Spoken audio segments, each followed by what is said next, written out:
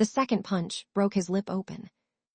Daniel Kingsley hit the concrete of the parking garage hard, tasting copper, his cleaner's uniform torn at the shoulder. A boot pressed into his ribs. "You should have minded your own business, janitor," a voice snarled above him. He couldn't breathe. He couldn't call for help. He couldn't even tell them who he really was, because if he did, everything he had built for the past 2 months would collapse in an instant. Nobody in that garage knew the man being beaten on the ground owned the entire building above them. Nobody knew he had signed contracts worth hundreds of millions of dollars just 3 months earlier.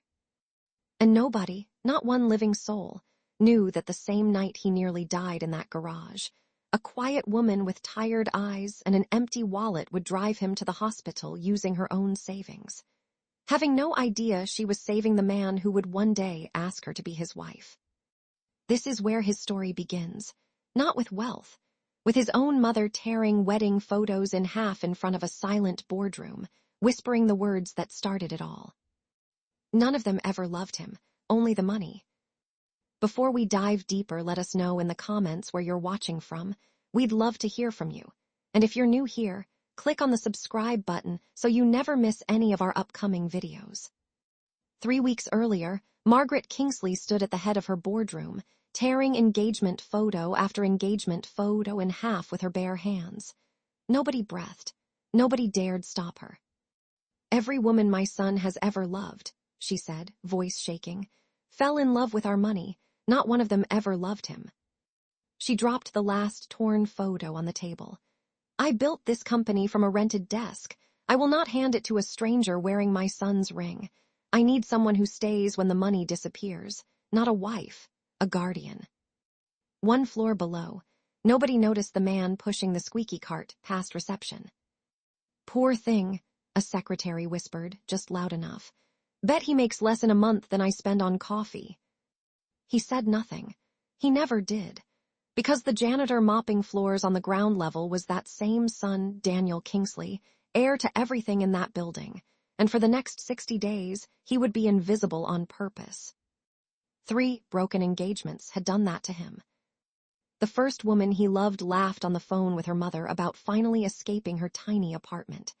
The second asked for $300,000 for her sister's business before she'd even said she loved him back.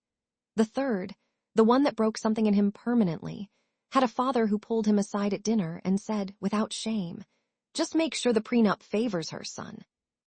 Daniel sat alone in his car that night, engine off, hands on the wheel. He didn't cry. Something inside him just quietly closed a door and never opened it again. What nobody knew, not even Daniel, was that his mother was hiding something worse than heartbreak. Her doctors had warned her. In blunt words she repeated to no one. Her heart was failing, slowly, and stress was the thing killing her fastest. She needed to step back. She needed her son settled with someone real before she ran out of time to see it happen. So one evening, over tea neither of them touched, she made him an offer that sounded insane out loud. "Disappear," she said. 60 days, no suits, no car, no name, become a janitor in your own company. "Mom, you keep saying nobody sees who you really are." Her voice sharpened. "Then become someone nobody looks at twice. Watch who is cruel when they think it costs them nothing. That is the only test that has ever mattered." Daniel didn't answer for a long time. Then he nodded. Monday morning, a new name appeared on the maintenance roster. Danny K. Nobody looked twice, exactly as planned. What he found in that building broke his heart in a new way every single day. Monica from marketing flirted with every man in a suit and told a coworker, loud enough for Daniel to hear over the trash cart, "I'm not wasting my 20s on broke men. I want someone who can take care of me." Vanessa from HR filed a written complaint against him for walking too slowly through the hallway. An executive threw a full cup of coffee at his chest because he was in the way, then walked off without turning around. Then there was Grace. 28, quiet, accounting. The last one out every single night, caring for a widowed father whose small business had been destroyed years earlier by partners who stole everything and smiled while doing it. On his 3rd day, she walked past him carrying a stack of files taller than her arms. "Good morning," she said, and kept walking, like it cost her nothing. Daniel stood frozen with the mop in his hand. Nobody had said good morning to him in 3 days. Not once. And 2 simple words from a stranger who didn't know his name broke something open in his chest that 3 failed engagements never had hope. He started a notebook, not names for payroll, names for character. Monica mocked the delivery driver, called him pathetic to his face. Vanessa filed a complaint against a man for walking too slowly. Grace apologized to me for a coffee spill she didn't cause, took the blame that belonged to someone else. Every day the tests got crueler. Every day, Grace was the only person who treated him like he mattered. Then, one Thursday night, everything he thought this was about disappeared, and something far more dangerous took its place. Emptying trash on the executive floor after hours, Daniel froze outside a half-open office door. 2 voices he knew far too well. The Shell account's clean. Nobody's traced it. Once the board signs the new contract, another $4 million disappears offshore. And the old lady won't be a problem much longer. Her health isn't exactly a secret. Once she's out, our man takes the CEO seat, and this company is ours. Daniel stood in the dark hallway, trash bag hanging from his fist, heart slamming against his ribs. They were stealing from his mother's company. They were planning to force her out while she was dying by inches and nobody, but her doctors knew it. If you're still watching up to now, type "I'm still here" in the comment section. He didn't sleep that night. He couldn't go to security without exposing himself. He couldn't warn his mother without the men noticing something had shifted and burning the evidence before anyone could act. So he did the only thing he could. He kept pushing the cart, kept his head down, and kept his eyes open in places nobody expects a janitor to look. He needed help reading the financial trail. He found Grace still at her desk one night, the office empty, her eyes red from staring at a screen too long. Working late again. Someone has to keep these numbers honest. She frowned at her screen. This vendor account doesn't match any approved supplier, flagged twice this month, cleared without explanation. She sighed. I've tried reporting things like this before. I always get told to stay in my lane. I believe you, Daniel said quietly. Keep pulling that thread. Something in his voice made her trust a janitor over half the executives in the building.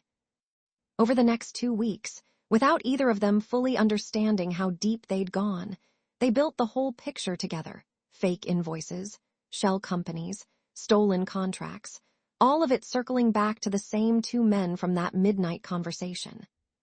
Someone noticed, and someone decided the janitor needed to disappear. Tuesday night, underground garage, 2 men stepped out from behind a pillar. You've been busy, janitor. I don't know what you're talking about. The first punch came before he finished the sentence. He hit the ground. A boot found his ribs. Blood filled his mouth. Somewhere above him a voice said, "Finish it," and he genuinely believed for 3 full seconds that this was how it ended, beaten to death on concrete, unrecognized, his own company standing above him not knowing its future was bleeding out in the dark. A car alarm, footsteps, the men fled. Grace found him minutes later, curled against a pillar, barely conscious. She didn't check who he was.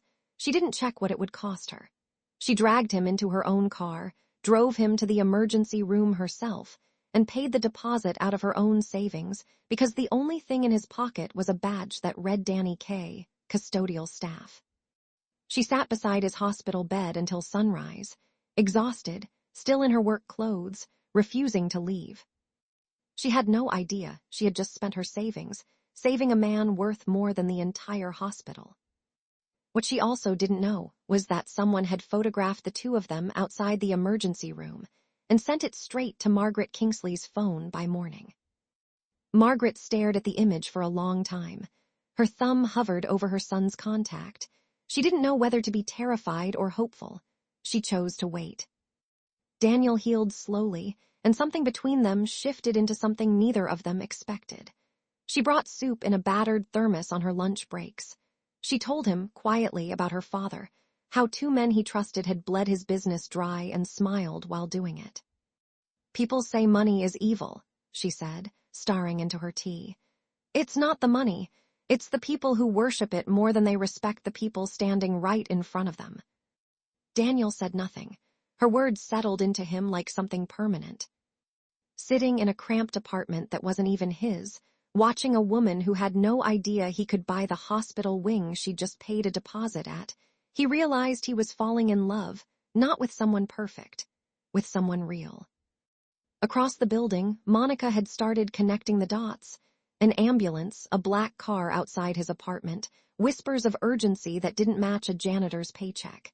She began bringing him coffee, laughing too hard at things he said, standing too close. Daniel had seen this exact performance 3 times before, right before 3 broken engagements. He said nothing. He just kept writing. The night of the annual gala, the ballroom glittered with chandeliers and champagne, and Grace stood at the edge of it in a borrowed black dress, wondering if a janitor would even be allowed through the door. Margaret Kingsley stepped onto the stage. 30 years ago, I built this company from a rented desk and a phone that barely worked. Her voice was steady, but her hands weren't. Tonight, I'm nomming a new president. The side doors opened. A man walked through in a charcoal suit that fit like it was made for him, because it was. The room went silent. A glass shattered on the marble floor and nobody moved to clean it up. It was him, the janitor. Monica's hand flew to her mouth. Vanessa couldn't speak, her own complaint about his unprofessional walking pace screaming back at her. Across the room, Grace simply stared, her heart pounding so hard it hurt, disbelief crashing into something that felt dangerously close to betrayal. "My name is Daniel Kingsley," he said, his voice carrying through the silence. "For the past 2 months, some of you knew me as Danny, the janitor on the ground floor." Gasps rippled through the room like a struck bell. "I didn't do this for a game. I needed to know who the people around me really were, not who they pretended to be for a title, but who they became when they thought no one important was watching." His eyes swept the room. Monica, Vanessa, then Grace, and he held there the longest. "What most of you don't know is that every hallway in this building has cameras that record more than theft prevention. I watched the footage every night. I saw every cruelty. I also saw every kindness nobody was ever supposed to notice." He turned toward 2 men near the back, already going pale. "I also discovered a conspiracy to steal millions from this company, and a plan to force my mother out while she was too sick to fight back." Security moved in. Handcuffs. The 2 men dragged out screaming denials nobody believed. Within a week, Monica and Vanessa were gone too, their 2 months of cruelty preserved in perfect video, undeniable. Grace left before Daniel could reach her. She wasn't shaken by his wealth. She was shattered that a man she bandaged, fed, drove to the hospital with her own money, confided her father's ruin to, had studied her like a subject for 2 straight months and never once told her the truth. Weeks passed. Daniel sent no gifts, no apologies wrapped in anything expensive. He understood that would only confirm every fear she now carried. He simply asked for 5 minutes. She agreed to meet him in the same break room, where she used to eat lunch alone. "You let me pay your hospital bill," she said, arms crossed, voice tight. "You let me tell you about my father being destroyed by men just like—" She stopped herself. The implication hung in the air anyway. "I know," Daniel said. "I'm not going to explain it away. I told myself I was testing everyone else. Somewhere in the middle of it, I stopped testing you and just fell in love with who you actually are. I should have told you the moment I realized that. I'm sorry, Grace. Truly." She studied his face, searching for the angle she'd learned the hard way to expect from powerful men. She found none. "I need time," she said. "Not because I don't believe you're sorry. Because I need to know if the man who mopped these floors and the man standing in front of me now are actually the same person." He nodded, no pressure, no countdown, just acceptance. Months passed before they found their way back to each other, not as billionaire and employee, not as tester and tested, but as 2 people who had already seen each other with nothing to hide behind. Grace refused every promotion he offered, insisting she'd earn her own way. Daniel stopped hiding behind titles altogether, learning that trust isn't declared in a boardroom. It's built one honest conversation at a time. One evening, Margaret watched them from her office window, laughing together in the courtyard below, and felt something settle in her chest that no medication ever had. A company can be inherited. A fortune can be inherited. Character has to be earned, every single day, by everyone, especially when nobody important is watching. If you were Grace, would you have forgiven him? Do people only show their real character when they think no one important is watching? Have you ever been judged for your job or your appearance by someone who had no idea who you really were? Tell us in the comments. Hit like if this one hit you, and subscribe so you never miss what's next.